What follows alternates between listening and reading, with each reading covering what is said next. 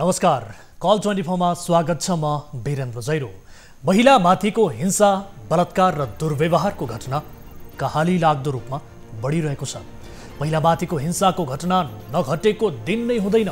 हरेक दिन नेपाली चेलीहरूको अस्मिता नलुटिएको दिन नै हुँदैन। यति मात्र नभई बलात्कारपछि हत्याको घटना पनि बढ्दो छ। गत बुधबार पनि यस्तै भयो बैतडीको दोगडा केदार गाउँपालिकामा, जहाँ विद्यालय गएकी एक किशोरी घर समेत फर्कन पाइनन्। 17 वर्षीय ती किशोरीको खोजी गर्दा बिहीबार साँझ गाउँलेहरू सब क्षत अवस्थामा फेला पारेका थिए। सबको प्रकृति हेर्दा बलात्कारपछि हत्या भएको प्रमाण प्रशस्तै पाइएको छ। केही महिना अघि मात्र पिता गुमाएकी यी पुत्रीको हालत यस्तो भएपछि आमाको मन छिया भएको छ। कक्षा 12 मा पढ्दै गरेकी किशोरी भागरथीको बलात्कारपछि हत्या भएपछि सिङ्गो गाउँ शोकाकुल समेत बनेको छ। पापको यो पराकाष्ठमा संलग्न पापीहरूको खोजी सुरु भएको छ। तर कानुनको कमजोर छिद्र प्रयोग गरेर अपराधीहरूलाई कमजोर सजाय हुने गर्दा नेपाली समाजमा धेरै चेलीहरूले निर्मलाको नियति भोग्दै आउनु परेको छ। आजको संस्करणमा यो हृदय विदारक रिपोर्ट पेश गर्नेछौँ। मालपोत भनेपछि मालका लागि बदनाम सरकारी कार्यालय भनेर चिन्न अब गाह्रो परेन। सेवाग्राहीको सबभन्दा बढी भिडभाड हुने यस कार्यालयमा दाम नचढाई त कामै समेत हुन छोडेको छ। त्यसमाथि एउटाको जग्गा अर्काको नाममा नामसारी गरेर बेचबिखनसम्मको हरकत समेत मालपोत कार्यालय र तिनका भ्रष्ट कर्मचारीहरूले गर्दै आएका छन्।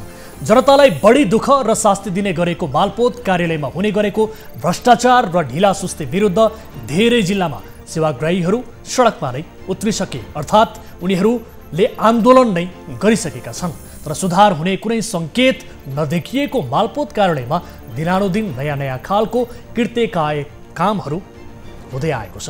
यही क्रममा सर्लाहीको मालपोत कार्यालयमा जग्गाको वास्तविक हकदारको नाममा यति बेला जग्गा नामसारी नगरी हकभन्दा पछाडि रहेको परिवारको नाममा नामसारी गरिदिएर कार्यालय प्रमुख र कर्मचारीहरूले निकै ठुलो रकम झ्वाम पारेको तथ्य बाहिरिएको छ।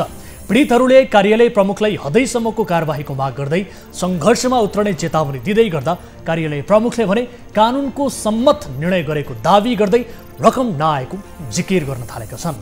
सर्लाहीको मालपोतमा भएको जग्गा विवाद सम्बन्धीको घटनाको यो रिपोर्ट पनि आजको श्रृङ्खलामा पेश गर्नेछौँ। विद्यार्थीहरूमाथि चलखेलपूर्ण व्यवहार भएपछि चिकित्सा शिक्षाको स्नातकोत्तर तह अर्थात् पोस्ट ग्रेजुएट पिजी भर्ना यति बेला विवादमा तानिएको छ। चिकित्सा शिक्षा आयोगको यो विवादास्पद निर्णयले डाक्टरी पढ्न चाहने विद्यार्थीहरूमा अन्यल थपेको छ भने भर्नाका लागि आवश्यक पर्ने कागजात तथा आवश्यक शर्तका बारेमा आयोगले चलखेल गरेको आरोप विद्यार्थीहरूको छ। किन दुःख दिइन्छ विद्यार्थीहरूलाई? किन तानाबाना बुनियो यस्तो झन्झटिलो ती विद्यार्थीहरूमाथि, जसले गर्दा विद्यार्थीहरूले प्रवेश प्रक्रियामा नै सकस भोग्नु परेको छ? आजको संस्करणमा हिजो समय अभावका कारणले पेश गर्न नसकिएको यो रिपोर्ट पनि समावेश गर्नेछौँ। यस अलावा तपाईँ दर्शकहरूसँगको प्रत्यक्ष कुराकानीमा हामी जोडिनेछौँ।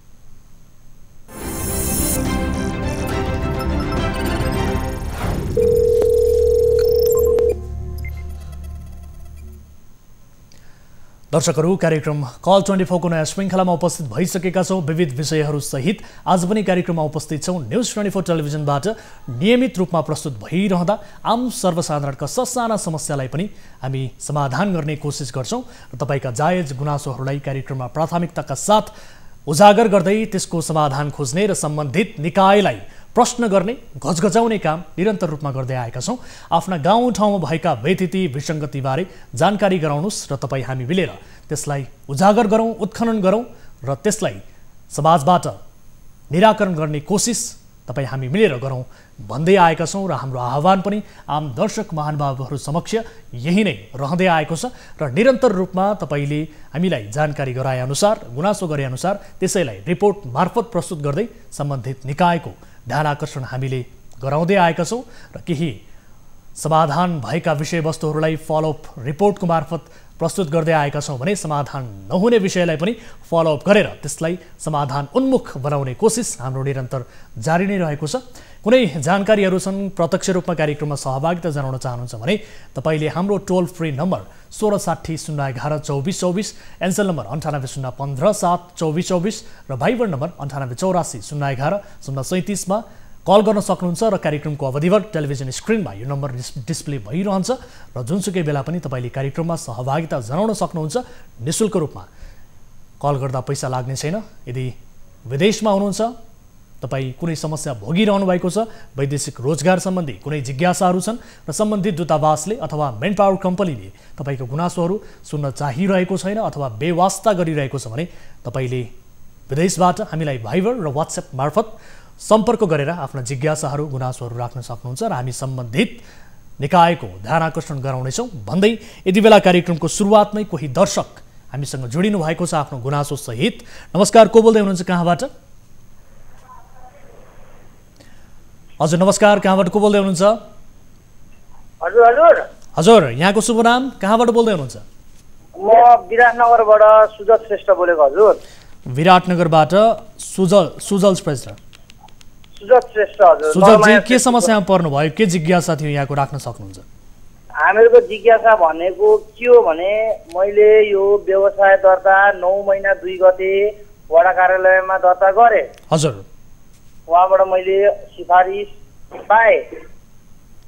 त्यसको 9 महिना 3 गते गएर मैले पानमा पनि दर्ता गरेँ। हजुर, अब अहिले मैले घरेलुमा पनि दर्ता गराउनु पर्ने भयो। हजुर, घरेलुमा दर्ता गराउँदाखेरि के अरे घरेलुले 4 किल्ला प्रमाणित गरेर सर्जनी गर्ने कागज वडालाई जिम्मा लगाइदियो। हजुर, त्यो कागज पनि भइसकेर वडा कार्यालयबाट पनि आइसकेको थियो। हामीहरूको यहाँनिर के अरे सर्जनी भएर गइसकेको थियो र त्यसको खण्डमा यहाँनिर भरत ठकुरी हजुर हो, उहाँले त हामीले गरिखाएको त के अरे देख्नुहुन्न।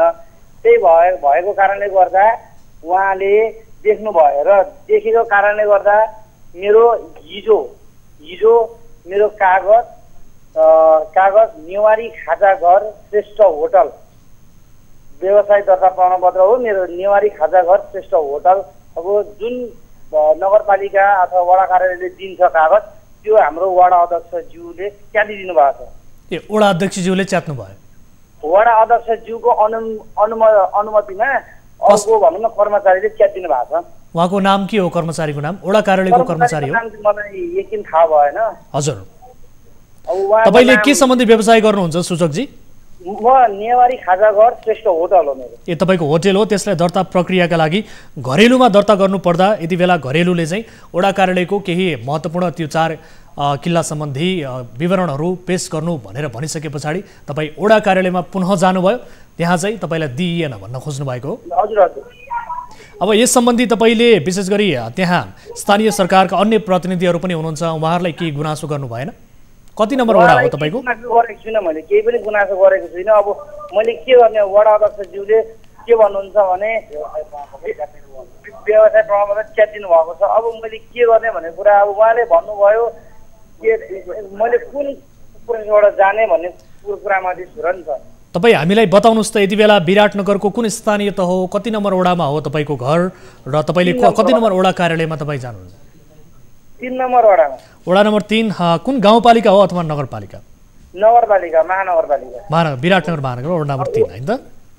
हजुर हजुर। हस्, वडा नम्बर 3 का सम्बन्धित जनप्रतिनिधिलाई टेलिफोन सम्पर्क गर्नका लागि म अनुरोध गर्न चाहन्छु। यति बेला मास्टर कन्ट्रोल रुममा रहनुभएका साथीहरूलाई म अनुरोध गर्न चाहन्छु, वडा नम्बर 3 का अध्यक्षज्यूलाई टेलिफोन सम्पर्क गर्नुहोला र सुजकजीको समक्ष हामी जुन गुनासो गर्नुभएको छ त्यो गुनासो हामी वडा अध्यक्ष समक्ष प्रत्यक्ष रूपमा राख्ने कोसिस गरिरहेका छौँ र हाम्रो टिमका साथीहरूले टेलिफोन सम्पर्क गर्ने कोसिस उहाँलाई गरिरहनु भएको छ। सुजकजी, यसो किन गरियो? विशेष गरी वडा अध्यक्षकै निर्देशनमा ती कर्मचारीले च्यातेका हुन्? हजुर, अब तपाईँलाई त्यो दर्ता गराउनका लागि 4 किल्लाको त्यो किन आवश्यक पर्यो भनेर भनियो व्यवसाय दर्ता गर्नका लागि? त्यो भनिएन हामीलाई किन चाहिएको हो, के कारणलाई चाहिएको भनेर उहाँ भनिएन। तपाईको यो हाम्रो मिस्टेकले गर्दा यो भएको हो भन्नुहुन्छ। अब उहाँले नै गरेर दिनुभएको कागज हो होइन।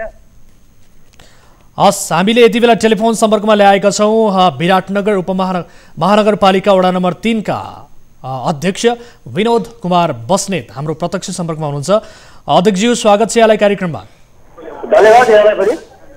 हजुर, अब विशेष गरी तपाईँको वडाबाट एकजना स्थानीयले हामीलाई गुनासो गर्नुभयो, उहाँले आफ्नो होटल व्यवसाय दर्ता गराउन खोज्दाखेरि केही झन्झटिलो प्रक्रिया र सँगसँगै केही वडा कार्यालयबाट शास्ति पाएको बारे उहाँले गुनासो गर्नुभएको छ। विशेष गरी उहाँको सिफारिस पत्र समेत च्यातिएको बारे जानकारी प्राप्त भएको छ। यसो किन गरियो वडा अध्यक्षज्यू, यसबारे तपाईँलाई पनि सम्भवतः जानकारी हुनुपर्छ। धन्यवाद। यहाँले मसँग यो क्वाइरी राख्नुभएको क्वेसन राख्नुभएको छ, यसको मैले जवाब दिनैपर्छ। हजुर, कुरा के हो भन्नुहुन्छ भने योभन्दा अगाडि त्यो जग्गा जुन जग्गामा चाहिँ उहाँले भवन बनाउनु भएको छ त्यो जग्गा ऐलानी जग्गा हो, नेपाल सरकारको जग्गा हो, किता नम्बर 10 हो, 10 दूर जग्गा छ।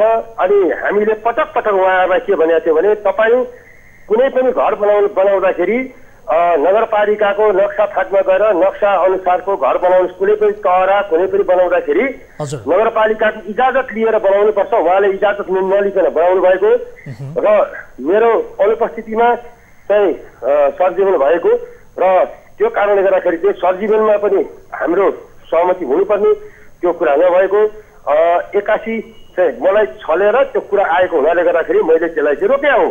हजुर, सुजकजी सुन्दै हुनुहुन्छ? हजुर, वास्तविकता यही हो त? यही नै हो सर, यही नै हो। र उहाँलाई मैले के भनेको थिएँ भने तपाईँ के अरे चाहिँ नगरपालिकामा जानुहोस्, नगरपालिकाको नक्सा फाटमा गएर चाहिँ तपाईँले आफ्नो प्रक्रिया पुरा गरेर आउनुहोस्, त्यसपछि तपाईँलाई हामी दिन्छौँ भनेर पटक पटक भन्दा भने पनि मेरो अनुपस्थितिमा उहाँहरूले चाहिँ गर्नुभएको रहेछ। त्यो कुरा अनुपस्थिति होइन सर, तपाईँ उपस्थिति हुनुहुन्थ्यो त्यहाँनिर, तपाईँ उपस्थिति छैन, तपाईँले मलाई देख्नु पनि भएको थियो। छैन यो म यो कुरामा कुनै हालत पनि मान्दैन होइन, म यो कुरामा म कुनै पनि हालतमा मान्दैन। यो कुरा तपाईँहरूले जहाँ के गर्नु होला होइन। मेरो कन्सर्नको विषय के हो भन्दाखेरि महानगरपालिकाबाट भवनको इजाजत पत्र लिएर आउनुहोस्, त्यसपछि हामीले दिन्छौँ भनेर भनेको कुरा नै हुन्। ल धन्यवाद अध्यक्षज्यू। हजुर, म कार्यक्रममा छु कि सर। ठिक छ, अब उहाँको ठिक छ तपाईँको समय 1 मिनट जस्तो हामी फेरि पनि लिन्छौँ। विशेष गरी उहाँको यो गुनासो गरिरहँदा यो समस्या कसरी समाधान हुन्छ त? अब यसलाई निष्कर्षमा कसरी पुर्याउने, उहाँले के गर्नु पर्यो? महानगरपालिकामा जानु पर्यो, भवन निर्माणको आचार संहिता अनुसार भवन निर्माणको चाहिँ प्रक्रियालाई पुरा गरेर आउनु पर्यो। हजुर होइन, अब कुनै पनि चिजको एउटा नियम नीति के अरे सङ्गत अनुसार कार्य गर्यो भने हामीलाई रोक्ने कतै पनि अधिकार छैन, हामी रोक्दा पनि रोक्दैनौँ। र उहाँको भवन जुन बनाउनु भएको छ त्यो भवनको चाहिँ आचार संहिता अनुसारको चाहिँ उहाँले सबै प्रुफ गरेर लिएर आए। अब उहाँ भनिरहनु भएको छ, उहाँले बताए अनुसार तपाईँ पनि उपस्थिति हुनुहुन्थ्यो भनेर भनिरहनु भएको छ, तपाईँले पनि यो बारे जानकारी छ भनेर भन्नुहुन्छ। कतै तपाईँले उहाँलाई जान नियतवश दुःख दिन खोजेको त होइन नि वडा अध्यक्षज्यू? होइन सर, यो म कार्यक्रमको बेलामा पनि तपाईँको कुरा मैले सुनिरहेको छु होइन। हजुर, म कार्यक्रममा छु, मैले तपाईँले भन्नुभयो र मैले तपाईँको अनुरोधमा मैले यो गरेको हुँ होइन, अहिले उठाइरहेको छु। म कार्यक्रमको माझमा छु, त्यस कारण तपाईँले यो पछाडि फेरि पनि मसँग कुरा गर्नु भने म तपाईँसँग घरिघरि छलफल गर्न तयार छु। धन्यवाद। हस्, ठिक छ, समय र जानकारीका लागि धन्यवाद। महत्त्वपूर्ण समय उपलब्ध गराउनु भएको छ र यसबारे हामी फेरि पनि बुझ्नेछौँ। सुजकजी सुन्दै हुनुहुन्छ? सुन्दैछु हजुर। उहाँले जुन हिसाबले महानगरपालिकामा गएर कार्यालयमा गएर प्रक्रियाहरू पुरा गर्नका लागि भन्नुभएको छ, यो प्रक्रिया पुरा गर्नका लागि तपाईँलाई केही गाह्रो अप्ठ्यारो छ? नगरपालिकामा गएर सदा मैले तिनै बारेको छु होइन। हजुर, तिनै बारेको छु। तिनै बार्दाखेरि कुनै पनि वडा कुनै पनि उयसमा तिनै गर्दाखेरि घर नक्सा चाहिँदैन भन्ने कुरा नगरपालिकाले गर्नुभएको थियो एकपटक। हजुर, यदि विवादमा आयो भने बनाउनु पर्ने अवस्था भन्नुभएको थियो र ठिकै छ, विवादमा आयो, म गएँ र विवादमा आउँदाखेरि जाँदाखेरि के भन्नुभयो भने यदि नक्सा घर बनाइसक्नु भएको छ भने बनाइरहेको घरलाई नक्सा अहिले खुलेको छैन भन्नु र मलाई अड्काइदिनु भयो। हजुर, अनि त्यसो अब मेरो त अड्क्यो, कहिले खुल्छ र बसौला अनि मैले व्यवसाय गरौँला भनेर त पनि भएन नि त। हामीले त हामी सानो परिवारको मान्छे। ठिक छ, अब ठिक छ तपाईँहरूले फेरि ऐलानी जग्गामा पनि यो बनाउन खोजिरहनु भएको रहेछ भन्ने कुरा पनि जग्गामा बनाएको छैन। आएर वडा अध्यक्षज्यूले नापिओरी जानु भएको छ, त्यही छोडेका आधारमा मैले बनाएको छु। ठिक छ, जग्गामा मैले पार्किङ बनाउन पाउँछु कि पाउँदिनँ हजुर? ठिक छ, अब तपाईँको समस्या हामीले बुझ्यौँ। वडा अध्यक्षज्यूलाई पनि यसबारे बताएका छौँ। उहाँको कार्यक्रमको व्यस्तताका कारणले उहाँले हामीलाई पूर्ण रूपमा समय दिन सक्नु भएन, उहाँको व्यस्तताको पनि हामीले कदर गरेका छौँ र सँगसँगै तपाईँको समस्यालाई पनि हामीले गम्भीरताका साथ लिएका छौँ। एकपटक महानगरपालिकामा फेरि एकपटक जानु होला, अन्य त्यहाँ मेयर साहबहरू हुनुहुन्छ, उहाँहरूसँग सल्लाह सुझाव लिनु होला, आफ्ना जिज्ञासा गुनासोहरू आफ्ना जनप्रतिनिधिहरूलाई नै राख्ने हो, उहाँहरूलाई समस्या बताउनु होला। त्यस पछाडि पनि यसको समाधान निस्किएन भने फेरि एकपटक हामीलाई सम्पर्क गर्नुहोला, हामी फेरि पनि उहाँहरूको ध्यान आकर्षण गराउनेछौँ है त। हस्, यति बेला हामीसँग जोडिनु भएको थियो विराटनगरबाट सुजक श्रेष्ठ। उहाँको समस्यालाई हामीले सम्बन्धित निकाय समक्ष पुर्याउने कोसिस गऱ्यौँ, यद्यपि केही प्रक्रियाहरू छन्, यो प्रक्रियाका बारेमा उहाँले पुरा गर्नुपर्ने हुन्छ भनेर वडा अध्यक्षज्यूबाट जवाफ आएको छ र यस विषयलाई हामी फेरि पनि उहाँको समस्या समाधान नभएको खण्डमा यस विषयलाई लिएर हामी बुझ्नेछौँ, उहाँसँग फेरि पनि यो समस्याका लागि समाधानका लागि सहकार्य गर्नेछौँ भन्दै आजको पहिलो अनि महत्त्वपूर्ण विषयतर्फ यहाँको ध्यान आकर्षण गराउन चाहन्छु। नेपालमा बलात्कार तथा जबरजस्ती गर्ने घटनाहरू विकराल बन्दै गएका छन्। दैनिक 6 देखि 7 जना महिला बलात्कार तथा जबरजस्ती करणीको शिकार हुने गरेको प्रहरीको तथ्याङ्कले देखाएको छ। नेपाल प्रहरीसँग दैनिक 6 देखि 7 जना महिला बलात्कार तथा जबरजस्ती करणीको शिकार हुने गरेको तथ्याङ्क छ। यो तथ्याङ्क प्रहरीमा उजुरी परेको मात्र हो, तर यस्ता घटनाहरू गाउँघरमै मिलाउने प्रचलनका कारण देशमा बलात्कार, हिंसा, जबरजस्तीका घटनाहरू बढ्दै गएका छन्। देशभरका घटना केलाउँदा 3 वर्षकी नानीदेखि 70 वर्षीय हजुर आमालाई पनि पापीहरूले छाडेका छैनन्। एउटा अपराध बैतडी दोगडा केदार गाउँपालिकामा वडा नम्बर 7 मा भएको छ। दोगडा केदारकी 17 वर्षीय किशोरी भागरथी भट्ट यति बेला उनको विभत्स हत्या भएको घटना बाहिरिएको छ। गत बुधबार विद्यालय गएकी 17 वर्षीय भागरथी कहिले नफर्किने गरी अस्ताएकी छन्। उनको शव अर्धनग्न अवस्थामा भेटिएको थियो। उनको बलात्कार भएको आशंका स्थानीय र आफन्तको रहेको छ। बैतडीबाट टिभी जर्नलिस्ट कृष्ण विष्टले पठाएको यो हृदय विदारक रिपोर्ट हेरौँ। छोरीको जीवन रक्षा हुँदैन, बेला बखत मन कुडिन्छ, छोरी चेली कुनै पापीहरूको शिकार बन्ने हुन् कि भनेर यस्तै अर्को घटना दोहोरिएको छ। बैतडी दोगडा केदार गाउँपालिका वडा नम्बर 7 यति बेला आँसुले डुबेको छ र हरेक नेपालीलाई पुनः एकपटक झस्काएको छ। दोगडा केदार गाउँपालिका वडा नम्बर 7 की 17 वर्षीय किशोरी भागरथी भट्ट सधैँझै बुधबार पनि विद्यालय गएकी थिए। सधैँ जस्तै हाँस्दै घर फर्किने आशा उनकी आमा र परिवारले गरेको थियो, तर विडम्बना उनी कहिल्यै फर्किनन्। बुधबार रातिसम्म पनि घर नफर्किएपछि उनको परिवारले साँझ खोज तलास गर्दा नभेटिएपछि बिहिबार गाउँलेले बिहानैदेखि खोजी सुरु गरे। सबै छिमेकी मिलेर खोज्दै जाँदा बिहिबार साँझ भागरथीको शव जङ्गलमा क्षतविक्षत अवस्थामा भेटिएको थियो। लगाएको लुगा च्यातिएको र अर्धनग्न अवस्थामा शव भेटाएको मृतकका काकाले जानकारी दिए। त्यस्तो यदि धन सम्पत्ति र गरगहनाले टन्न आइमाई बाटो हिँडिरहेको अवस्था भए त्यो लुट्नको लागि होला भन्ने एउटा सोचिन्थ्यो होइन। अनि त्यसपछि त्योसँग कुनै रिसिभी अथवा कसैसित कल झगडा भएको यता कता अघि पछि त्यो पत्ता लगाएको भए लागेको भए थाहा भएको भए त्यो हुन सक्थ्यो, एउटा कल्पना गर्न सकिन्छ भने त्यो त थिएन नि। एउटा निर्दोष बालिकाले पढ्न पाउनुपर्छ, विद्यालय भर्ना भएको अवस्थामा उसले विद्यालय त पढ्न पाउनु पर्थ्यो नि, त्यो त उसको नैसर्गिक अधिकार हो नि। भने त्यसमाथि प्रहार गर्न कहीँ टाढाको दूर दराजको मान्छे होइन, त्यो नजिकको हो, त्यसलाई जसरी पनि फाँसी दिनुपर्छ। हाम्रो मान्यता त्यही हो। पत्ता लगाएको हुनसक्छ, उसले सबै इन्फर्मेसन थाहा भएको मान्छे नै हुनसक्छ। यो खबर सुनेपछि 1.5 महिना पहिले श्रीमान गुमाएकी भागरथीकी आमा द्रौपदी सम्हालिन सकेका छैनन्। शरीरभरि निलजाम, लुगाहरू च्यातिएको, अर्धनग्न अवस्थामा शव भेटिनु र यौनाङ्गबाट रगत बगेको देखिनुले बलात्कारपछि हत्या भएको आशंका गरिएको छ। सनातन धर्म माविमा कक्षा 12 मा अध्ययनरत भागरथीको विभत्स रूपमा हत्या भएको घटना बाहिरिएपछि विद्यार्थी, स्थानीय राजनीतिक दलका प्रतिनिधिहरू आन्दोलनमा उत्रिएका छन्।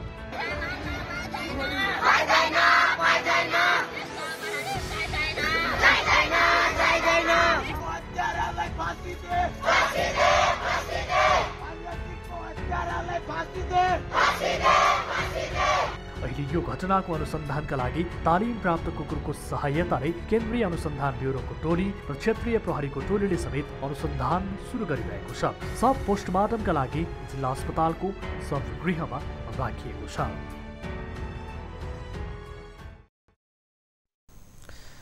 दर्शकहरू, यस्तो हृदय विदारक घटना यो समाजमा दैनिक जसो घटिरहेका छन्, तर पनि सम्बन्धित निकायले विशेष गरी यसलाई कडाइका साथ यी दोषीहरूलाई कारबाही गर्न सकेको छैन। कारबाहीको दायरामा ल्याउन सकेको छैन। जे जति माथि शङ्का आशंका गरिन्छ उनीहरूमाथि उचित किसिमको छानबिन यो देशमा हुन सकेको छैन, जसका कारण हाम्रा छोरी चेलीहरू दिनहुँ असुरक्षित बन्दै गइरहेका छन् र यसरी बलात्कार जस्तो जघन्य अपराधको शिकार बन्नु परिरहेको छ।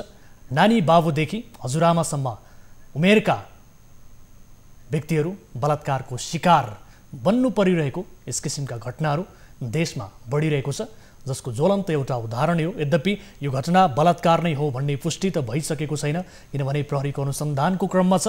तर पनि यस्ता धेरै प्रमाणहरू भेटिएका छन्, प्रमाणहरू प्रशस्तै भेटिएका छन् कि यो घटना बलात्कारपछि हत्या यो अपराध नै हो भन्ने किसिमका धेरै प्रमाणहरू यति बेला प्रशस्तै भेटिएको बारे पनि जानकारी प्राप्त भएको छ, जसको यति बेला दोषीलाई कडाभन्दा कडा कारबाही हुनुपर्ने, दोषीलाई छिटोभन्दा छिटो खोजी गर्नुपर्ने भन्दै स्थानीय नागरिकहरू र विद्यालयका विद्यार्थीहरू समेत सडक आन्दोलनमा उत्रिएको स्थिति छ। आक्रोशित बनेका छन्, तर परिवार भने विक्षिप्त बनेको छ। सिङ्गो गाउँ यति बेला शोकाकुल बनेको स्थिति छ र सम्पूर्ण नेपाललाई यो घटनाले यति बेला पुनः एकपटक झस्काएको स्थिति छ। दर्शकहरू, यसबारेमा हामी कुराकानी गर्छौँ। यति बेला हामीसँग जोडिनु भएको छ मृतक किशोरीका काका, उहाँसँग हामी कुराकानी गर्नेछौँ। हुन त यो परिवारसँग हामीलाई कुरा गर्ने त्यस्तो आँट भित्रैदेखि त छैन, के बितिरहेको होला उहाँहरूप्रति यो हामी सहजै अनुमान लगाउन सक्ने स्थिति पनि छैन, किनभने विक्षिप्त बनेको छ यो परिवार। तर पनि हामी यसबारेमा पीडित परिवारको धारणा के छ यसबारे जानकारी लिन्छौँ। यति बेला हामीसँग मृतकका काका शिवराज भट्ट प्रत्यक्ष जोडिनु भएको छ। शिवराजजी, स्वागत छ यहाँलाई कार्यक्रममा। धन्यवाद। सिङ्गो देश यति बेला पुनः एकपटक झस्किएको छ यो घटनालाई लिएर। जुन घटना हाम्री छोरी चेलीमाथि भएको छ पुनः एकपटक, यो घटनालाई लिएर विशेष गरी अहिले प्रहरीले पनि अनुसन्धान गरिरहेको छ। हुन त हामीले धेरै यस विषयमा बोलिरहन मिल्दैन, किनभने कानुनी दायरा अनुसार यो अनुसन्धानको क्रममा भएका हिसाबले प्रहरीले यो घटनाको निर्क्योल अनुसन्धान पछाडि निकाल्ला। तर पनि यहाँहरूको आफ्नो तर्फबाट धारणा चाहिँ के छ? अहिले विशेष गरी जुन घटना भयो, भागरथीको विभत्स हत्या भएको छ, यो घटनालाई यहाँहरूले विशेष गरी केही आशंका उपशंका के गर्नुभएको छ, कसरी लिनुभएको छ? यहाँको भनाइ के छ? खास गरी अब विद्यालय गएको, बिहान विद्यालय गएको छोरी साँझ फिर्ता नहुनु, अब योभन्दा ठुलो अपराध, योभन्दा ठुलो घटना त के हुन सक्दैन होला। हजुर। र अहिले अब हाम्रो एउटै चाहना के हो भने दोषी माथि निष्पक्ष छानबिन भएर कारवाही होस्, कडाभन्दा कडा कारवाही होस् र निर्दोष व्यक्ति नफसोस्। र आज यो घटना मात्र यो घटना सामान्य घटना लिएर प्रशासनले, जिम्मेवार निकायले, सरकारले सामान्य घटना लिएर यो घटनालाई त्यत्तिकै थिचोमिचो गर्ने, सत्ता शक्ति र अन्य विभिन्न स्रोतहरू दुरुपयोग या केही गरेर त्यस्तो टाइपको चाहिँ यो घटनालाई चाहिँ मोड्नु हुँदैन। यो त सबैको घटना हो, सबैको छोरी हो, सबैको बहिनी हो र यो घटनामा जो पनि दोषी हो ऊ सबैको दोषी हो, सबैको यो चाहिँ अपराधी हो भनेर यो मानसिकता राखेर सरकारले, सरकारका निकायहरूले योमा चाहिँ निष्पक्ष छानबिनको दायरामा ल्याइदिनुपर्छ भन्ने एउटा हाम्रो पीडित परिवारको तर्फबाट हाम्रो एकदमै सरकारसँग यो अनुरोध पनि हो, माग पनि हो। र यो घटनालाई सामान्य तरिकाले लिएर यसलाई मोड्ने तोड्ने गरेर कुनै राजनीतिकरण गरेर एउटा छोरीको त्यो उसमाथि राजनीति गरेर कसैले त्यो गर्नु हुँदैन, त्यो गर्न कसैले पनि नगरिदिनु हुन। म सबैलाई अनुरोध तपाईँको टेलिभिजन मार्फत नै अनुरोध गर्न चाहन्छु। अब शिवराजजी, अब यो घटनाको अनुसन्धान यति बेला भइरहँदा तपाईँहरूले कहीँ कतै यसलाई मोड्न खोजिएको हो कि राजनीतिकरण गर्न खोजिएको हो कि भन्ने आशंका गर्नुभएको छ कहीँ कतै? यो किसिमको हुनसक्छ भोलि कहिले कतै। अब यस्ता अपराधिक घटना केही न केही आँटमा के अरे आँट बिना र कुनै चाहिँ एउटा उसमा चाहिँ के अरे शक्तिको आँटमा चाहिँ नभइकन सामान्य एउटा सोझो र गरिब नागरिकले गर्ने एउटा न्यून आशंका हुनसक्छ। र कतै चाहिँ यो त्यहाँ भोलि आजसम्म छैन। सबै पार्टी, सबै दलहरू, अब यहाँ उपलब्ध सबै दलहरूले एउटै किसिमले चाहिँ आज त स्वर उठाइराख्नु भएको छ। पीडितलाई न्याय हुनु पर्यो, अपराधी करियरमा जानु पर्यो भन्ने एउटै माग देखेको छु आजसम्म। म त्यो प्रति एकदमै उहाँहरूप्रति आभारी पनि छु। विशेष गरी जसले भोलि यो हुन सक्ने सम्भावना देखिन्छ। हजुर। अब जो पापीले यो किसिमको कुकृत्य गरेको छ त्यसलाई खोज्नका लागि र त्यसलाई छिटोभन्दा छिटो कानुनी दायरामा ल्याउनका लागि तपाईहरुलाई समाजबाट कस्तो साथ छ, राजनीतिक दलबाट कस्तो साथ छ, यो हुन्छ नि उहाँहरुको आवाज कस्तो छ यति बेला? अहिले अब खासमा अब आवाजको रूपमा चाहिँ सबैको सकारात्मक नै आवाज देखिएको छ। तर केही गतिविधिहरू मलाई कता कता डर एउटा शंका के लागेको छ भने त्यो अपराधिक मानसिकताको एउटा कुनै समूहहरू या झुण्डहरू आन्दोलनको नाममा या त्यो स्थानमा अहिले पनि केही कुराहरू प्रदर्शनका सामान्य प्रदर्शन हुनु स्वाभाविक हो र कतै चाहिँ प्रदर्शनभित्रै कुनै मान्छे घुसेर उग्र बनाएर त्यो घटनालाई मोड्छन् कि भन्ने पनि डर लागिरहेको छ। त्यो घटनालाई मोड्ने ढङ्गले कसैले पनि आन्दोलन र अब गर्नु हुँदैन। अब विद्यार्थीलाई पीडा छ, सबैलाई पीडा छ, पीडा भएको बेला सबैले आक्रोश पोख्नु स्वाभाविक हो। तर त्यो स्थानमा त्यो ठाउँमा कम्तीमा अब जुन निकायहरू त्यहाँ पुगेको छ उनीहरूलाई अनुसन्धान गर्ने कुनै समय पनि उहाँहरूले समय दिनुपर्छ, ठाउँ दिनुपर्छ र अनुसन्धानमा साँच्चीकै पीडामाथि चाहिँ उहाँहरूको संवेदना सन्देही नै हो भने उहाँहरूले त्यो ठाउँमा स्थानीय सबैले आफ्नो आफ्नो तर्फबाट उहाँलाई चाहिँ सुरक्षा निकायलाई या सम्बन्धित निकायलाई नै केही चाहिँ रिपोर्टिङहरू केही न केही नै त्यो उसको बाटोहरू त्यहाँसम्म अपराधीसम्म पुग्ने चाहिँ बाटोहरू चाहिँ देखाइदिनु सबभन्दा राम्रो हुन्थ्यो भन्ने मैले बुझेको छु। हजुर, अब विशेष गरी अलिकति म तपाईलाई पृष्ठभूमितिर लान चाहन्छु। हुन त यस विषयमा अब धेरै कुरा गर्ने आँट त छैन मसँग तपाईसँग। विशेष गरी यो अत्यन्त क्रूर एउटा घटना हो, अत्यन्त पीडादायी घटना हो। तपाईहरुमाथि अत्यन्त ठुलो एउटा भनौँ न वज्रपात आइलागेको छ र बुधबार जुन हिसाबले विद्यालय गएकी थिइन् भागरथी एकाएक फर्किनन्। त्यस पछाडिदेखि सिङ्गो गाउँ यति बेला शोकाकुल बनेको छ। यसअघि विशेष गरी त्यस्तो केही उहाँको संगत अथवा उहाँप्रति केही त्यस्तो किसिमको नियतहरू राखिएको अवस्था केही शंका गर्नु भएको छ? यो घटना एकाएक भएको हो कि अथवा यसअघि पनि केही त्यस्तो किसिमको? घरैसी सबै कुरा हाम्रो घरैसी ब्याकग्राउन्ड अब हाम्रो त्यो दाइ बितेको मात्रै 45-50 दिन मात्रै भएको छ। त्यो छोरीको बाउ बितेको मात्रै 45-40 दिन भएको छ। अनि उहाँ चाहिँ गाउँमै एउटा यस्तो इमान्दार हो जसले चाहिँ अहिलेसम्म अब काम घरैसी पनि एउटा ठुलो जिम्मेवारी छ। घरमा खालि एउटा क्रियामा बसेको सेतो लुगा लगाएको मम्मी र उहाँ मात्रै बस्नुहुन्छ। अनि त्यो बिचमा चाहिँ उनको कुनै पनि त्यस्तो किसिमको चाहिँ आशंका गर्ने ठाउँहरू छैन। मैले भाउजूलाई पनि त्यो किसिमको सबै कुरा सोधे, कुनै फोनहरू आउने कुनै टाइपको केही। ठिक छ शिवराजजी, एकैछिन हामीले सम्पर्कमा ल्याएका छौँ यति बेला टेलिफोन सम्पर्कमा बैतडीका डिएसपी नारायण प्रसाद अधिकारीलाई हामीले सम्पर्कमा ल्याएका छौँ। डिएसपी साहब, स्वागत छ यहाँलाई कार्यक्रममा। यहाँलाई धेरै धेरै धन्यवाद। हजुर, अब विशेष गरी अनुसन्धानकै क्रममा छ हुन त यो घटना, तर पनि अहिलेसम्म यो प्रारम्भिक अनुसन्धानबाट के कस्तो कुराहरू खुल्न आएको छ? यो घटनाको प्रकृति हेर्दा विशेष गरी यो बलात्कारपछि हत्या गरिएको भन्ने किसिमका कुराहरू आइरहेका छन्। पीडित परिवारको पनि त्यही किसिमको आशंका छ, सिङ्गो समाजले त्यही आशंका गरिरहेको स्थिति छ। यहाँको अनुसन्धानले के भनिरहेको छ सर? एकदमै अब बैतडीमा दुःखद एकदम दर्दनाक घटना घटेको छ। हामीहरू सबै शोकमा छौँ। अब एक प्रकारले घटनास्थल गर्ने सबलाई चाहिँ हामीले जिल्ला अस्पतालमा पोस्टमार्टमको लागि चाहिँ सकिएको छ। अब त्यस पश्चात यो घटनासँग जोडिएका यो घटना घटाउन सक्ने शङ्कित अभियुक्तहरूलाई पक्राउ गर्नको निमित्त, तिनीहरूलाई कानुनी दायरामा ल्याउनको निमित्त म आफै स्वयं अहिले खटिरहेको अवस्था छ। र यहाँलाई म के भन्न चाहन्छु भने केही समयपछि तुरुन्त चाँडै नै अब केही न केही चाहिँ अपराधीलाई चाहिँ हामी ल्याउने वचन गर्न चाहन्छौँ। अब डिएसपी साहब, हुन त त्यहाँ घटनाको प्रकृति हेर्दा विशेष गरी जो किशोरी छिन् भागरथी, उहाँको लुगा च्यातिएको, अर्धनग्न अवस्थामा भेटिएको भन्ने किसिमको जुन कुराहरू आइरहेको छ, यो प्रकृति हेर्दा कतै बलात्कार पछि हत्या गरिएको हो कि भन्ने कुरालाई लिएर प्रहरीले केही ठहर गर्न सक्यो? अहिलेसम्म केही छ त्यस्तो बलात्कार नै हो भन्ने हिसाबले? हजुर, एकदमै जो शङ्कित छ, शङ्काको घेरामा छ। हामी 100% शङ्काको घेरामा भएको हिसाबले न नेपाल प्रहरीका विभिन्न युनिटहरू, डग सेक्सन, ब्युरोको टिमदेखि प्रदेशबाट डिआई साहबबाट आदेश गरेर एसएस साहबको टिमदेखि सबै टेक्निकल टिम, आरआइटी टिमदेखि लिएर सबै टिम चाहिँ अहिले एकदमै गहन सूक्ष्म रूपमा चाहिँ लागेको छ। किनभने यो धेरै शङ्कित छ, शङ्काको घेरामा छ।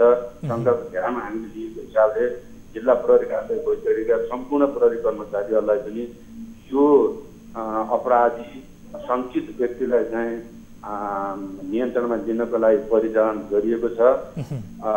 केही त्यस्ता व्यक्तिहरू छन् जो जसलाई तपाईँहरूले शङ्का गरिरहनु भएको छ, ती व्यक्तिहरू केही छन् त्यस्ता व्यक्तिहरूको पहिचान भएको छ? हाम्रो चाहिँ नोटिसमा त्यो आइसकेको छ। तिनीहरूलाई हामीले एउटा चाहिँ नियन्त्रणमा लिने थप अनुसन्धानको प्रक्रियामा हामी लागेका छौँ। हजुर, अब डिएसपी साहब, पीडित परिवारको के पनि आशंका छ भने यो घटनालाई कहीँ कतै राजनीतिकरण गर्ने र यसको अनुसन्धानलाई कहीँ कतै फितलो बनाइने हो कि अथवा यसलाई तोडमोड गरिने हो कि भन्ने किसिमको आशंका रहेको छ। पीडित परिवारमा यो किसिमको चिन्ता पनि रहेको छ र विगतका दृष्टान्तहरूले पनि यही देखाएको छ। किनभने निर्मला पन्त प्रकरण यहाँहरू सबैलाई थाहा छ, सर्वविदितै छ। यति बेला अहिलेसम्म दोषी पत्ता लाग्न सकेको स्थिति छैन र यो घटना पनि कहीँ कतै निर्मला पन्त प्रकरण जस्तै हुने हो कि यसलाई पार्न खोजिने हो कि भन्ने किसिमको चिन्ता छ। डिएसपी साहब, के भन्नुहुन्छ? तपाईँ प्रत्यक्ष रूपमा यसको अनुसन्धानमा एउटा नेतृत्व गरिरहनु भएको छ, सिआइबीको टोली त्यहाँ गएको छ, यति धेरै ब्युरोहरू परिचालन भएको स्थिति छ, तपाईँ के भन्न चाहनुहुन्छ? एकदमै पीडितको त हामी आफै पनि यसलाई एउटा पीडामा छौँ। हजुर, यसलाई कुनै पनि हालतमा हामीले यस्ता अपराधीहरूलाई उम्कन दिन हुँदैन भन्ने माने हामी सबै छौँ। त्यस कारणले मैले के भन्न चाहन्छु भने कुनै पनि हालतमा कसैको लोभ, प्रभाव, दबाव, कसैको कुनै केहीमा चाहिँ नलागेर अब त्यो बाहिरी छ त्यो कुनै पनि उमा नलागेर जसरी पनि कुनै पनि हालतमा हाम्रा भएका चाहिँ संयन्त्रहरू, हाम्रा भएका स्रोत साधनहरू परिचालन गरेर शङ्कित अभियुक्तलाई हामीले नियन्त्रणमा लिनेछौँ भन्ने चाहिँ मैले पीडितहरूलाई। डिएसपी साहब, यति बेला पीडित परिवारका शिवराज भट्ट जो भागरथीका काका हुनुहुन्छ, मृतकका काका, हामीसँग टेलिफोन सम्पर्कमा हुनुहुन्छ। यो परिवारलाई के आश्वस्त पार्न चाहनुहुन्छ, के आश्वासन दिन चाहनुहुन्छ तपाईँ? अनुसन्धान पीडितहरूलाई उहाँहरू एकदमै पीडामा हुनुहुन्छ, हामी पनि पीडामा छौँ, बैतडी पीडामा छ। एउटा स्तब्ध घटना घटेको छ, सबै स्तब्ध छौँ। तसर्थ हामीले हाम्रो बल बुद्धि सबै हाम्रो स्रोत साधनले भ्याएसम्म कुनै पनि हालतमा अभियुक्तलाई उम्कन नदिने परिस्थिति हामी सिर्जना गर्छौँ। त्यो कुरामा ढुक्क हुन म पीडितहरूलाई आग्रह गर्छु। अब विशेष गरी यहाँहरूको अनुसन्धान मैले अन्तिममा सोधिहालेँ। हुन त यो प्रश्न अलिकति छिट्टै पनि होला, मतलब यो प्रश्न यति धेरै चाँडै पनि सोधिहाल्नुपर्ने स्थिति होइन। अब यो घटनाको निर्क्योल, विशेष गरी बलात्कारपछि हत्या हो अथवा के हो भन्ने कुरा, यो ठहर अनुसन्धानको यो निर्क्योल चाहिँ कति समय लाग्ला सर? यो किनभने तपाईँहरूले केही व्यक्तिहरूलाई शङ्का पनि गर्नुभएको छ, नियन्त्रणमा लिने क्रम पनि रहेको भनेर तपाईँले आज स्वयं बताउनु भएको छ। यो घटनाको प्रकृति जुन छ यसलाई लिएर निर्क्योल हुन समय चाहिँ कति लाग्ला सर? यो बलात्कारपछि हत्या नै हो अथवा यो घटना चाहिँ के हो भनेर यसको प्रकृतिको बारेमा? अब यो चाहिँ अब कज अफ डेथ, मृत्युको कारण हजुर जिनी भनेको पोस्टमार्टमले नै हो। हजुर, पोस्टमार्टम चाहिँ सम्भवतः आज पोस्टमार्टमको प्रक्रिया सकिन्छ। पोस्टमार्टम सकिएपछि यसको लिखित कज अफ डेथको लिखित आउँछ, के कसरी चाहिँ मृत्यु भयो भन्ने कुरा त्यसबाट आउँछ।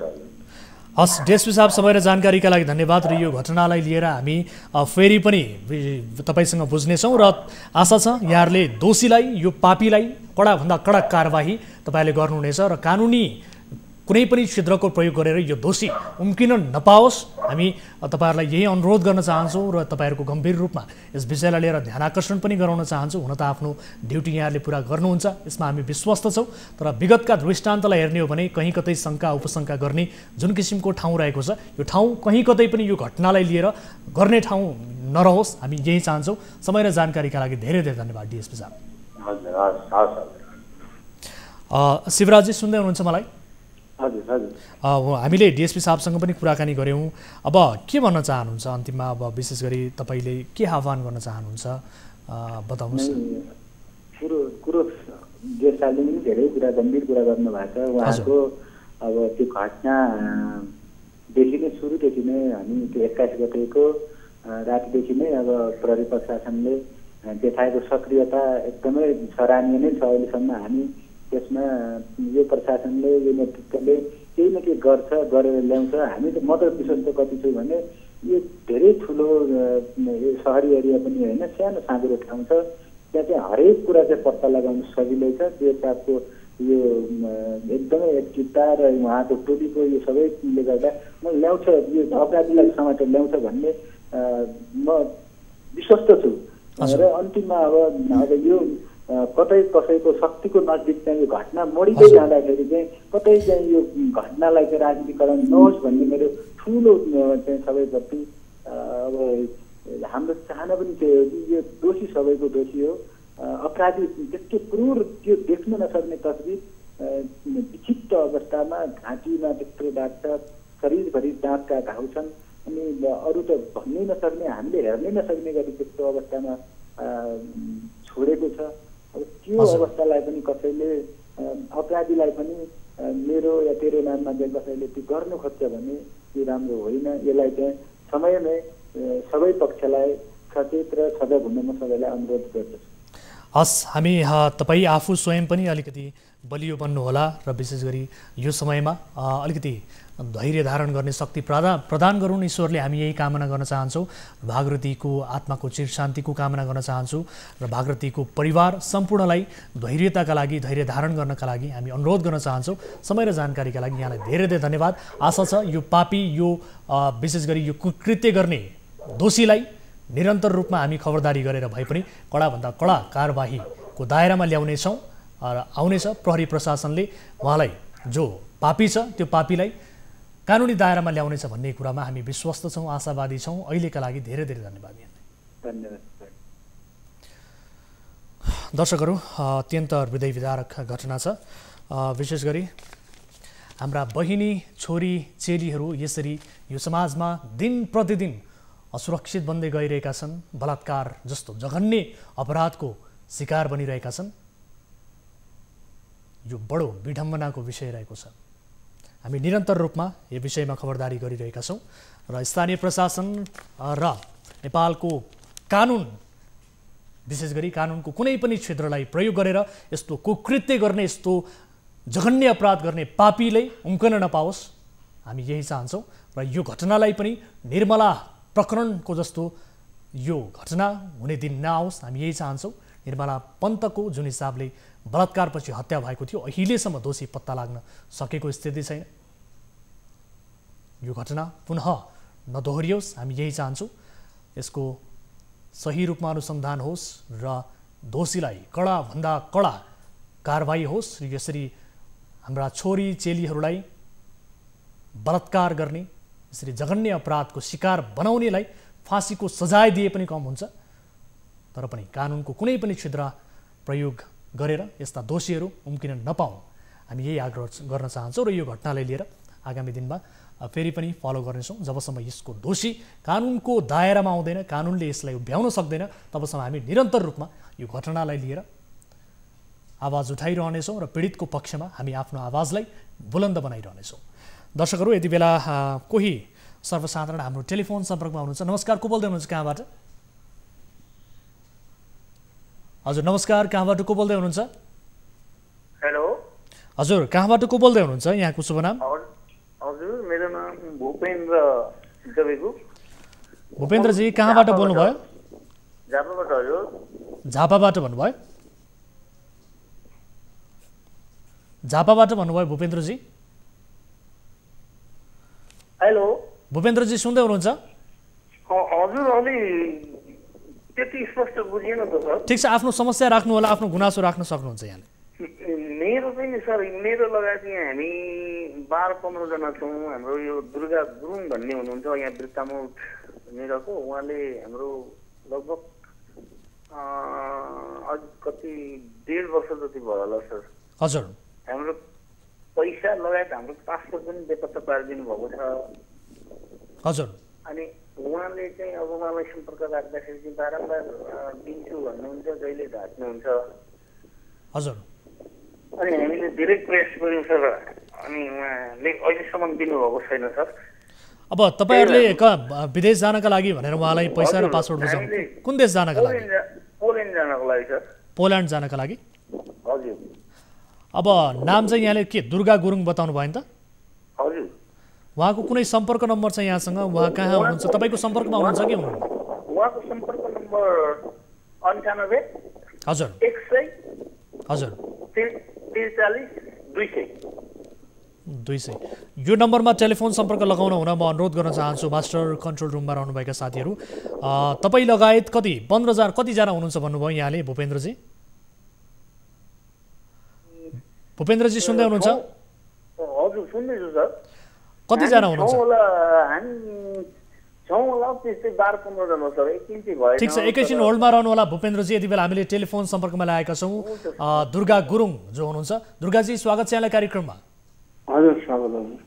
हजुर अब तपाईँमाथि त अरूको पासपोर्ट लगेको र सँगसँगै पैसा पनि लगेको पोल्यान्ड पठाइदिन्छु भन्दै तपाईँले ठगी गरेको आरोप छ, के भन्नुहुन्छ? यो लगेको चाहिँ मैले हो कि तर यो राजगुरुङ भनेर लगेर कहाँ हराइदियो अरे राजगुरुङको मुद्दा लगेर आएको छु मैले। हजुर राजकुमार गुरुङको नाम लगाएको छु त मैले। राजकुमार गुरुङले चाहिँ लग्यो कि मेरो। राजकुमार गुरुङ भन्नुभयो यहाँको नाम? त्यो लाने मान्छे चाहिँ राजकुमार गुरुङ हो। ए तपाईँ चिन्नुहुन्छ? पैसा त तपाईँले लिनुभयो भन्नुहुन्छ पीडित यति बेला हामीसँग प्रत्यक्ष सम्पर्कमा हुनुहुन्छ। भूपेन्द्रजी सुन्दै हुनुहुन्छ मलाई? यति बेला हामीले राजु गुरुङजीलाई सम्पर्कमा ल्याएका छौँ, के भन्न चाहनुहुन्छ? दुर्गा गुरुङ, माफ गर्नु होला दुर्गा गुरुङ। हामीले पैसा पनि उहाँलाई दिएको हो नि पैसा पासपोर्ट। अब उहाँले अर्को देखाउनुहुन्छ, हामी त उहाँसँग फेस टु फेस दिएको। उहाँ दुर्गालाई चिन्छौँ, अब उहाँले अर्को भन्नुहुन्छ। उहाँ हामीले देखेकै छैन, कसरी जान्ने हो अर्को? दुर्गाजी सुन्दै हुनुहुन्छ? हजुर दुर्गाजी हजुर पैसा त तपाईँलाई बुझाइएको, पासपोर्ट तपाईँलाई बुझाइएको हो, कसले खायो कसले लग्यो त्यो मतलब भएन। अब तपाईँले उहाँहरूको पासपोर्ट उहाँको पैसा किन फिर्ता दिनु भएन र सँगसँगै पोल्यान्ड लाने भनेर तपाईँले भन्नुभएको रहेछ। यस किसिमले ठगी गर्नुभएको रहेछ, यसो गर्न पाइन्छ? पोल्यान्ड होइन हजुर, मकाउको लागि गरेको हो। मकाउका लागि? हजुर। उहाँ मकाउ पठाउनु भयो त उहाँहरूलाई? पठाएन, त्यो मान्छे भाग्यो त के गर्नु। मैले यहाँ के अरे प्रहरी कार्यालयमा लगाएँ त्यसको निवेदन। तपाईँको सर तपाईँको मेन पावरसँग सम्बन्धित मान्छे हो, तपाईँको पृष्ठभूमि के हो बताउनुहोस् त मलाई। म केही पनि होइन, त्यो के अरे हाम्रो जुन साथीहरू छ नि भाइहरू। सर तपाईँ केही पनि होइन भने, तपाईँको मेन पावरसँग सम्बन्धित तपाईँ व्यक्ति होइन भने विदेश पठाइदिन्छु भनेर तपाईँले किन लिनुभयो त? यति उहाँ मात्र होइन 12जना व्यक्तिहरूलाई तपाईँले ठग्नु भएको रहेछ। 12 होइन हौ, 25 जना जम्मा त। कतिजना? 32 जनालाई ठग्नु भएको छ। 25 जनाको पासपोर्ट र पैसा दिएको त्यो मान्छे नै फरार भइरहेछ। त्यो पासपोर्ट र पैसा कोसँग छ त अहिले? त त्यही मान्छे नै फरार भइरहेछ। के गर्नु, त्यो त अहिले यहाँ अब खोज्नु लगाइरहेको छु मैले त्यसलाई। सर जो पीडितहरू छन् भूपेन्द्रजी लगायत अन्य व्यक्तिहरू, उहाँसँग पासपोर्ट र पैसा तपाईँले लिएको हो कि होइन? भूपेन्द्र भनेको हो। भूपेन्द्र चिन्नुहुन्न अहिले? मलाई चिन्नु भएन। भूपेन्द्र भनेको के तिमी हो? पैसा लिनुहुन्छ, पासपोर्ट लिनुहुन्छ, विदेश पठाइदिन्छु भन्नुहुन्छ, डिल गर्नुहुन्छ, ठग्नुहुन्छ, तर अहिले पीडितलाई चिन्नुहुन्न सर? मान्छे नाम चिन्नुहुन्न सर? होइन, अब त्यो मैले चिन्न त उसको काका हो यो भूपेन्द्र भनेको। यो के अरे यो त होइन, जोसुकै भए पनि तपाईँले जो व्यक्तिको पासपोर्ट मलाई उहाँले चिन्नुहुन्छ नि, मलाई अब ढाक्नुहुन्छ हेर्नु त। म उहाँसँग बारम्बार अहिले पनि फोनमा मैले प्रत्यक्ष उहाँलाई भेटेको पनि। दुर्गाजी सुन्दै हुनुहुन्छ? यति बेला तपाईँ नेसनल टेलिभिजनमा बोलिरहनु भएको छ, तपाईँको नाम तपाईँको आवाज सारा नेपाली जनताले सुनिरहनु भएको छ। जे हो स्पष्ट रूपमा बताउनुहोस् त। तपाईँले उहाँको पैसा यता सुन्नु न, पैसा लगेर त्यो गायब भइदियो र भूपेन्द्र भनेको यो के अरे उसको काका होला मेरो विचारमा। उसलाई मैले पछि दिन्छु भनिरहेको छु, पछि पैसा ल्याएर मेरो अब मैले नै ऋण काटिदिन्छु भनिरहेको छु। पैसा फिर्ता गर्नुहुन्छ कि गर्नुहुन्न? अब के उहाँहरूको समस्या कसरी समाधान गर्ने? यति बेला तपाईँको परिवारले पनि टेलिभिजन हेरिरहनु भएको होला, नाम सुनेर उहाँहरू पनि लज्जाबोध महसुस गरिरहनु भएको होला। ए बाबा, मैले सबैको पैसा दिन्छु भनिरहेको छु यहाँ हेर्नुहोस् है, पछि दिन्छु। त्यो भूपेन भनेको यो ऊ त होइन, यो के अरे मिलनको काका हो। हेलो। हजुर हजुर। त तपाईँलाई मैले पछि दिन्छु भनिरहेको छु त। अन्त कहिले दिनुहुन्छ? कतिचोटि ढाट्नुहुन्छ तपाईँलाई? कतिचोटि भोलि पर्सि कतिचोटि भन्नुभयो भन्नु त? अनि कसो गर्नु मैले त? म सबैको पैसा त्यत्रो के अरे 15 लाख कसो त मैले दिनुपर्ने त? अब त्यो मान्छेलाई पनि खोज्नु लगाएको छु मैले, प्रहरीबाट दिएको छु, प्रहरीबाट दिएर फेरि यता अरू डनहरूलाई पनि लगाइरहेको छु। र मैले मेरो तपाईँ 6 जना छ, 6 जना चाहिँ मैले पर्सिको लागि गरिदिएको छु, दिन्छु भनेर। कहिलेसम्म दिनुहुन्छ सर? कहिलेसम्म दिनुहुन्छ उहाँहरूको पैसा? न तपाईँले विदेश पठाउनु भयो, न पासपोर्ट दिइरहनु भएको छ, न पैसा दिइरहनु भएको छ, यसरी ठग्नुहुन्छ नेपाली दाजुभाइहरूलाई सर। कहिले दिनुहुन्छ पैसा?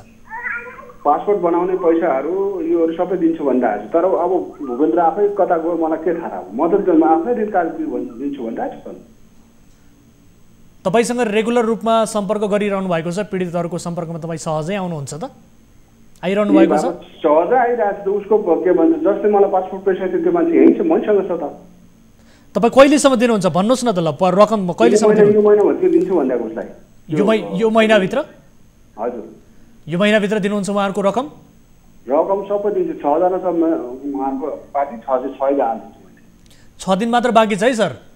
हजुर हजुर। तपाईँले 6 दिनभित्र चाहिँ उहाँहरूको रकम बुझाउँछु भन्नुभएको छ, यो रेकर्ड हामीसँग छ। मैले उसलाई अघि पनि भनेको, अब जहिले ऊ चाहिँ यो र ऊ भन्छ, अब के भन्नु, उसको काका रकम त तपाईँले लिएको हो सर, तपाईँले जिम्मा लिनु परेन सर। पासपोर्ट रकम तपाईँले लिनुभएको छ, विदेश पठाइदिन्छु भनेर तपाईँले भन्नुभएको छ। अरू जोसुकै व्यक्तिले खाओस् के मतलब सर? उहाँहरूसँग त तपाईँसँग सरोकार हो नि त सर, होइन सर? सरकार हो, म दिन्छु भनेर त को हो भूपेन्द्र भने आउनु भन्नु न, यहाँ पछि म दिन्छु। दिनुहुन्छ? दिन्छु त भनिरहेको छु त। हस् भूपेन्द्रजी सुन्दै हुनुहुन्छ? सुने ल भूपेन्द्रजी 6 दिनभित्र उहाँले रकम दिन्छु भन्नुभएको छ है त? यो महिनाभित्र उसको 6 जनाको पैसा पाइहाल्नुहुन्छ है त? हजुर। हस् उहाँलाई एकपटक सम्पर्क गर्नु होला र त्यस पछाडि उहाँले दिनु भएन भने हामीसँग उहाँको रेकर्ड छ, फेरि एकपटक सम्पर्क गर्नु होला। हस् समय र जानकारीका लागि दुवैलाई धेरै धेरै धन्यवाद। दर्शकहरू, यसरी नेपालीले नेपालीलाई ठग्ने यो किसिमको गुनासो, यो किसिमको दुखेसो हामीलाई कार्यक्रममा दिनहुँ जसो आउने गरेको छ र यसरी ठगिने क्रम जारी नै छ। हामी आम दाजुभाइहरूलाई हामी यही भन्न चाहन्छौँ कि सचेत रहनुहोस्, सावधानी अपनाउनुहोस् र आर्थिक कारोबार गर्नुभन्दा अगाडि एकपटक होइन 1000 पटक सोच्नुहोस्, कुनै प्रमाणहरू राख्नुहोस्। आफूलाई सहजै रूपमा ठग्ने नियत यदि कसैले राखेको छ भने त्यसलाई तपाईँले आर्थिक कारोबार गर्नुभन्दा अगाडि नै बुझ्न कोसिस गर्नुहोस् र एकपटक होइन 1000 पटक सोच्नुहोस् भन्दै आजको अर्को विषयतर्फ यहाँको ध्यान आकर्षण गराउन चाहन्छु। चिकित्सा शिक्षाको स्नातकोत्तर तह अर्थात् पोस्ट ग्रेजुएट पिजी भर्नामा चिकित्सा शिक्षा आयोगले फेरि विवादास्पद निर्णय गरेको छ। पिजी एकीकृत प्रवेश परीक्षाको नतिजापछि अहिले भर्ना प्रक्रिया चलिरहेको छ। चिकित्सा शिक्षा आयोगले सरकारी डाक्टरको कोटातर्फको म्याचिङ नतिजा अनुसार भर्ना प्रक्रिया सुरु गर्न सूचना समेत प्रकाशित गरेको छ। माघ 19 गते आयोगले जारी गरेका 2 सूचना फेला परेको छ। गत पुस 18, 19 र 20 गते भएको एकीकृत प्रवेश परीक्षाको योग्यता क्रमका र परीक्षार्थीहरूले निर्धारण गरेका प्राथमिकताका आधारमा सरकारी कोटातर्फको भर्नाका लागि भन्दै सूचना जारी गरिएको छ। सफल उम्मेदवारहरूले तोकिएको शर्तहरू पूरा गरी सम्बन्धित विश्वविद्यालय र प्रतिष्ठानमा माघ 26 गतेभित्र भर्ना गर्न सूचना गरिएको थियो। तर भर्नाका लागि आवश्यक पर्ने कागजात तथा आवश्यक शर्तका बारेमा आयोगले चलखेल गरेको आरोप लगाइएको छ। चिकित्सकको गुनासोका आधारमा तयार पारिएको यो रिपोर्ट हेर्नुहोस्।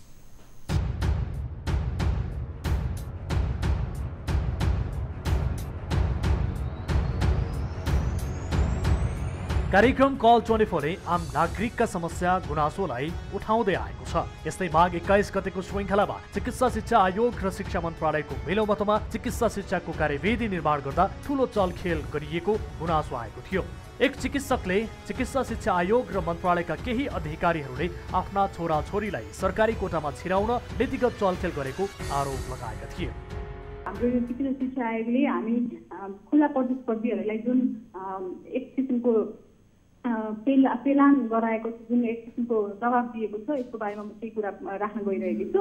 चिकित्सा शिक्षा आयोग हाम्रो जो गोविन्द केसी सरको मूल मञ्चमा बन्यो, तर यसका बुदाहरू चाहिँ क्याबिनेट मिटिङबाट जाँदाखेरि नियमावली चेन्ज भएर आयो, जसमा चाहिँ ओपन क्याटेगोरीमा 70% अनि अन्य गभर्मेन्ट क्याटेगोरीको सरकारी डक्टरहरूलाई 20% र फरेनलाई 10% कोटा छुटाउने भनेर एउटा कार्यविधि गएको थियो। त्यसलाई संशोधन गर्दाखेरि चाहिँ 50% ओपनमा अनि 40% लोकसेवाका डाक्टरहरूलाई 10% फरेन कोटा भनेर छुटेर आयो। एक त यहाँ विभेद भइहाल्यो, जहाँ चाहिँ हामी 7-8 हजार डाक्टरहरू छौँ, जसमा ओपन क्याटेगोरीमा फाइट गर्ने डक्टरहरूको लागि चाहिँ जम्मा 5-6 हजार डाक्टरहरूलाई जम्मा 500-600 सिट, तर लोकसेवाका डाक्टरहरू जो सरकारी कार्यरत डाक्टरहरू छ उनीहरूलाई 200 जनाको लागि 400 वटा सिट। यसरी एक त सिट विभाजनमै हामीलाई एकदमै भेदभाव भयो। यसका लागि हामीले बार भन्न पनि गयौँ आयोगमा, तर आयोगले अब माथिबाट संशोधन भएर आएको कुरा हामीले चेन्ज गर्न सक्दैनौँ भनेर भन्यो।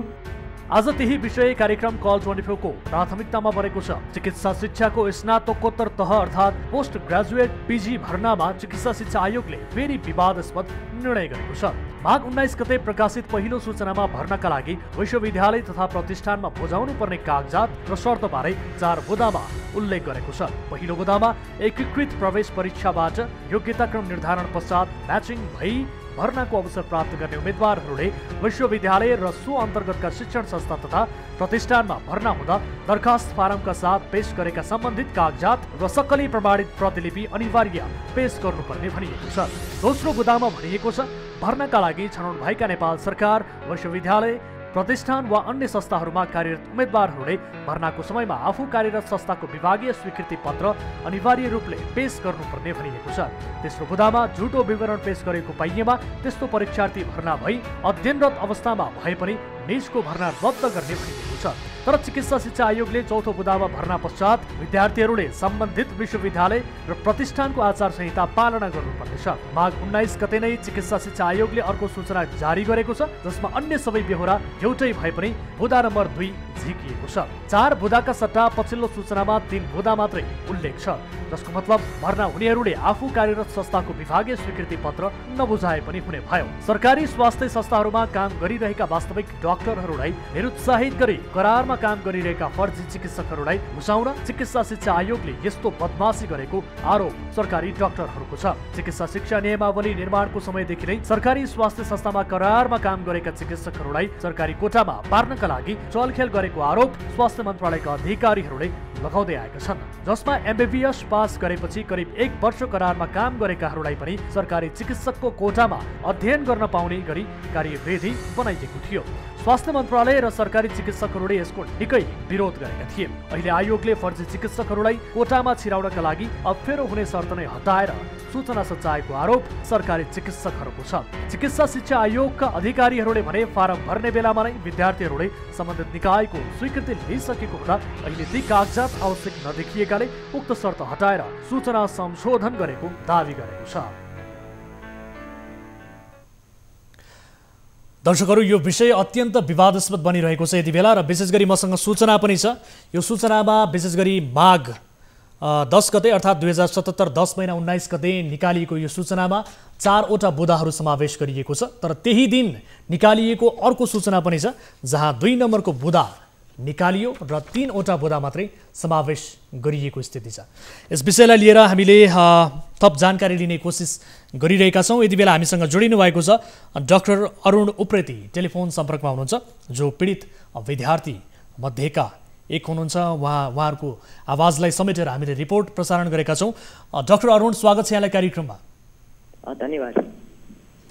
अब विशेष गरी अहिले जुन हिसाबले यो विवादास्पद विषय बनिरहेको छ, चिकित्सा शिक्षा आयोग एउटा विवादमा तानिएको स्थिति छ, यो निर्णयलाई लिएर के भन्न चाहनुहुन्छ? हुन त हामीले रिपोर्ट मार्फत दर्शकहरूलाई जानकारी गराइसकेका छौँ, सम्बन्धित निकायले किन चासो दिइरहेको छैन, किन यो चलखेल गरेको आरोप तपाईँहरूले लगाइरहनु भएको छ, के हो यसको वास्तविकता बताउनुहोस् न। यो चलखेल गरेको आरोप यो जुन करारको डाक्टरहरूले चाहिँ यसरी अध्ययन गर्न पाउनु भयो भन्नेमा चाहिँ हामीले प्रश्न उठाइरहेका थियौँ कि करारको कस्तो व्यवस्था छ भनेर भन्दाखेरि एक दिन नियुक्ति लिएर भोलिपल्ट नोमिनेसन लिएर चाहिँ पढ्न पाउने जस्तो व्यवस्था छ। अब यस्तो भयो भने त्यही गर्नको लागि मात्र नियुक्ति लिन्छन् कि भन्ने हाम्रो आशंका हो र यो आशंका चाहिँ होइन त्यस्तो भनेर चाहिँ एमएससीले पनि कुनै पनि हामीलाई प्रुफ दिएको छैन, अरू कुनै निकायबाट पनि त्यस्तो कुनै पनि प्रुफ आएको छैन र यसलाई करेक्ट गर्नको लागि स्टेप्स हामी लिन्छौँ भनेर हामीसँग प्रतिबद्धता पनि गरेको छैन। अब त्यो कारणले गर्दाखेरि जस्तो नोटिस आयो त्यो नोटिसमा चाहिँ एउटा सुरुमा एउटा बुदा राखेर तुरन्तै त्यो बुदा हटाउँदाखेरि चाहिँ केही चलखेल भएको हो कि भन्ने शङ्का चाहिँ डेफिनेटली भएको हो। तर यो सम्बन्धी अहिले के क्ल्यारिटी भने चाहिँ हामीलाई थोरै क्ल्यारिटी चाहिँ आएको छ अहिले, सायद त्यो हजुरको रिपोर्टमा कति आएको छ थाहा छैन। जस्तो स्वास्थ्य मन्त्रालयले चाहिँ आफ्नो कर्मचारीहरूको लागि जुन लोकसेवाको डाक्टरहरू हुनुहुन्थ्यो उहाँहरूको लागि एउटा नोटिस निकालेको छ कि यो मनोनयन गर्नको लागि स्वास्थ्य मन्त्रालयसँग आफैसँग पनि पुरा टाइम नभएको कारणले गर्दाखेरि चाहिँ उहाँहरूको लागि पनि यो हटाइएको हो कि भन्ने हामीलाई लागेको छ। हजुर, तर हामीलाई यो आधिकारिक रूपमा नै तपाईहरुलाई यो किसिमको जानकारी आएको हो कि अथवा कहीं कतै तपाईहरुलाई यो इन्फर्मल रूपमा आएको जानकारी के हो? त्यो हामीलाई जानकारी प्रष्ट रूपमा हामीलाई भन्दै त हामी क्लियर हुन्छौँ, त्यो कुरा कतैबाट पनि हामीलाई भनिएको छैन। हिजो भर्खर स्वास्थ्य मन्त्रालयले चाहिँ एउटा नोटिस निकालेको छ, प्रेस रिलिज निकालेको छ, जसमा चाहिँ के भनिएको छ भन्दाखेरि लोकसेवाको डाक्टरहरू जसले अहिले इक्जाम पास भएर म्याचिङ हुनुभयो उहाँहरूको लागि चाहिँ अब यो स्वीकृति लिनको लागि चाहिँ 3 दिनको म्याच दिएको छ। अब यो 3 दिनको म्याच पछि स्वीकृति लिन अझै समय लाग्ने रहेछ। त्यसैले स्वास्थ्य मन्त्रालयकै विद्यार्थीहरू चाहिँ जो चाहिँ पढ्न जानुहुन्छ उहाँहरूको चाहिँ यो 5 दिनको समय एडमिसनको लागि जुन 5-6 दिन समय दिएको थियो त्यति बेला चाहिँ भर्ना हुनको लागि स्वीकृति लिँदाखेरि उहाँहरूलाई नै समय अपुग भएको कारणले गर्दाखेरि यो बुदा हटाइएको हो कि भनेर साथीहरूले आकलन चाहिँ गर्नुभएको छ। तर हामीलाई क्लियरली चाहिँ कसरी आधिकारिक रूपमा चाहिँ आएको छैन, आधिकारिक रूपमा आएको छैन। र अझ पनि हामी यस्तो कोही क्यान्डिडेटहरू हुनुहुन्छ भने जसले चाहिँ यो अध्ययन गर्नकै लागि मात्रै यो सिस्टमको यो लुपहोलको बेनिफिट उठाउनु भएको छ भने चाहिँ यसको छानबिन हुनुपर्छ र त्यस्तो क्यान्डिडेटलाई चाहिँ निकालिनुपर्छ भनेर भन्छु। अब विशेष गरी दुईवटा सूचनाहरू हुन त यहाँले पनि बताउनु भएको छ र हामीले रिपोर्ट मार्फत पनि दर्शकहरूलाई देखाएका छौँ। चिकित्सा शिक्षा आयोगका सम्बन्धित व्यक्तिहरूलाई पनि हामीले यति बेला टेलिफोन सम्पर्क गर्ने कोसिस गरिरहेका छौँ, उहाँहरूसँग टेलिफोन सम्पर्क हुन सकिरहेको छैन। प्रत्यक्ष रूपमा हामी तपाईँहरूको जिज्ञासा गुनासो उहाँहरूलाई राख्ने कोसिस जमर्को गरिरहेका छौँ र यसअघि पनि एकजना पीडितले जसले हामीलाई यस विषयमा जानकारी गराउनु भएको थियो उहाँले बताएअनुसार चिकित्सा शिक्षा आयोगका व्यक्तिहरू सम्पर्कमै आउन चाहँदैनन्, समन्वय नै गर्न चाहँदैनन्, यसबारे आधिकारिक रूपमा कुरा नै बताउन चाहिरहेका छैनन् भन्ने किसिमको जवाब दिइरहनु भएको थियो। सम्भवतः त्यही नियति फेरि दोहोरिएको छ, उहाँहरू हाम्रो टेलिफोन सम्पर्कमा आइरहनु भएको छैन। अब यसरी दुईवटा सूचनाहरू एउटा संशोधित भएर आएको छ र पहिलो सूचना निकालिएको छ। यो अवस्थामा अब यसको समाधान कसरी निस्किन्छ, तपाईँहरू के मनसायमा हुनुहुन्छ, तपाईँहरूको मनस्थिति के छ, यसबारे बताउनुहोस् न। हामीलाई त क्ल्यारिटी चाहियो एमएससीबाट। एमएससी भनेको एउटा जिम्मेवार संस्था हो, उहाँहरूले किन त्यो बुदा हटाउनु भयो र कसको लागि हटाउनु भयो त्यो बारेमा प्रश्न भनिदिनु पऱ्यो। किनभने यसले चाहिँ हामी चिकित्सकहरूको बिचमै यो फाटो लिएर आइरहेको छ कि चाहिँ ओपन क्यान्डिडेट डक्टर्सहरू छौँ हामी जो चाहिँ सरकारी डक्टरहरूमा छैन, कसको लागि चाहिँ यो गरियो भनेर त्यो क्ल्यारिटी नआउँदाखेरि सरकारी डक्टर साहबहरूले चाहिँ फर्जी डक्टरहरू भनेर आरोप लगाइराख्नु भएको छ। अर्को साइडको डक्टर साहबले होइन यस्तो भनेर भनिराख्नु भएको छ। जिम्मेवार संस्थाले चाहिँ यस्तो यो नोटिस परिवर्तन गर्ने के को लागि त्यो परिवर्तन गरेको प्रश्न नभनिदिने गर्दाखेरि चाहिँ यो जुन चाहिँ पहिलोचोटि भएको जाँच छ र गोविन्द केसी सरले यति धेरै मेहनत गरेर बनाउनु भएको आयोग छ त्यसको वैधानिकतामाथि त्यसको विश्वसनीयतामाथि चाहिँ ठुलो प्रश्न खडा भएको छ। र उहाँहरूले यसको क्ल्यारिटी चाहिँ हामीलाई दिनुपर्छ, सबैजनालाई दिनुपर्छ कि किन त्यो बुदा नम्बर 2 कसको लागि हटाइयो भनेर। हजुर, ठिक छ। यति बेला हामीले टेलिफोन सम्पर्कमा ल्याउने कोसिस गरिरहेका छौँ चिकित्सा शिक्षा आयोगका उपसचिव दुर्गा अधिकारीलाई टेलिफोन सम्पर्कमा ल्याउने कोसिस गरिरहेका छौँ र उहाँले पनि हाम्रो टेलिफोन उठाउनु भएको छैन। त्यसै गरी अन्य पदाधिकारीलाई पनि हाम्रो टिमका साथीहरू टेलिफोन सम्पर्क गर्ने कोसिस गरिरहनु भएको छ, उहाँहरूसँग सम्पर्क हुन सकिरहेको छैन र समय पनि यति बेला कार्यक्रमको सकिएको छ। म तपाईँलाई यो समय र जानकारीका लागि आफ्नो जिज्ञासा तपाईँले राख्नु भएको छ, आफ्नो गुनासो राख्नु भएको छ, यसका लागि अरुणजी म तपाईँलाई धेरै धेरै धन्यवाद दिन चाहन्छु र यो विषयलाई निरन्तर रूपमा फलोअप गर्नेछौँ। जबसम्म यसको आधिकारिकताबारे तपाईँहरूलाई जानकारी हुँदैन र यो विषय क्लियर हुँदैन तबसम्म हामी यो विषयलाई फलोअप गरिरहनेछौँ। र यति बेला फेरि पनि मलाई जानकारी प्राप्त भएअनुसार हाम्रो टिमका साथीहरूले टेलिफोन सम्पर्क गर्ने कोसिस बारम्बार गरिरहनु भएको छ। सीमन्तराज कोइराला जो हुनुहुन्छ सूचना अधिकारी चिकित्सा शिक्षकका आयोगका, उहाँसँग कुराकानी गर्छौँ। कोइराला सर, स्वागत छ यहाँलाई कार्यक्रममा। हजुर, धन्यवाद। हजुर, यति बेला अब चिकित्सा शिक्षा स्नातकोत्तर तहको यो सरकारी कोटाको विषयलाई लिएर विवाद भइरहेको छ। शिक्षा यो आयोगले पनि दुईवटा सूचना निकाल्यो, एउटा संशोधित सूचना भनेर निकालियो जसमा 2 नम्बरको बुदा हटाइएको छ। त्यसबारे पनि जसले यसको विरुद्धमा आवाज उठाइरहेका छन् उहाँहरूलाई यसको क्ल्यारिटी पनि थाहा छैन, आधिकारिकताबारे पनि आयोगले केही पनि बताएको छैन भनेर भन्नुहुन्छ। यो विवाद किन सृजना भएको, आयोग अहिले किन विवादमा तानिएको हो? त्यो विवादास्पद काम त आयोगले केही पनि गरेको छैन। हजुर होइन, विवादै हुनुपर्ने, विवाद गर्नुपर्ने नियम कानुन सँगतै अगाडि बढिरहेको छ आयोग। हजुर, अब अरुणजी सुन्दै हुनुहुन्छ मलाई? म सुनिरहेको छु। सूचना अधिकारीजीलाई हामीले टेलिफोन सम्पर्कमा ल्याएका छौँ। बताउनुहोस् त यहाँहरूको असन्तुष्टि प्रत्यक्ष रूपमा तपाईँले बतायो भने अझ प्रभावकारी हुनेछ र उहाँलाई बुझ्नका लागि सजिलो हुन्छ। सर नमस्ते, यो चाहिँ तपाईँहरूले अस्ति जुन सरकारीको म्याचिङको लागि नोटिस निकाल्नु भएको थियो त्यसमा बुदा नम्बर 2 मा चाहिँ एउटा बुदा नम्बर 2 मा चाहिँ पूर्व यो स्वीकृति पत्र, विभागीय स्वीकृति पत्र बुझाउनु पर्ने भनेर लेखिएको थियो। अहिले चाहिँ त्यसको केही क्षणपछि नै त्यो विभागीय स्वीकृति पत्र बुझाउनु पर्छ भनेर हट्यो कि। अब त्यो हट्दाखेरि चाहिँ अहिले यो करारको डक्टरले जुन अध्ययन गर्न पाइरहनु भएको छ त्यसमा कुनै लुपहोलहरू कोही पस्नु भएको हो कि भन्ने आशंका पनि हो एकतिरबाट, र अर्कोतिरबाट चाहिँ यसकै फाइदा उठाएर हाम्रो लोकसेवाको डाक्टर साहबहरूले चाहिँ जो चाहिँ करारको डाक्टर लामो समयसम्म करारमा काम गरेर एकदम मजाले क्वालिफाई भएर पढ्न पाइरहनु भएको थियो, ती डाक्टरलाई चाहिँ त्यही बुदाको आधारमा फर्जी डाक्टर भन्ने आरोप पनि लगाउनु भयो कि। अब त्यसको लागि चाहिँ यो तपाईँहरूले बुदा कसको लागि किन हटाउनु भयो त्यसको बारेमा हामीलाई प्रश्न पार्दिनु। यस्तो हो, त्यो पहिल्यै हामीले आवेदन लिइसकेका डकुमेन्ट बढी नमाएको मात्रै हो। त्यतिखेर विभागीय सहमति, विभागीय स्वीकृति प्राप्त भइसकेको छ, हामीसँग अपलोडेड छन्। एउटै डकुमेन्टलाई डबल किन दुःख दिने भन्ने उद्देश्य हो, त्यसको अरू कुनै पनि उद्देश्य आएको छैन। किनकि तपाईँहरूले जहाँबाट जाँच लेख्नुभन्दा अगाडि विभागीय स्वीकृति त अपलोड गरिसक्नु भएको छ।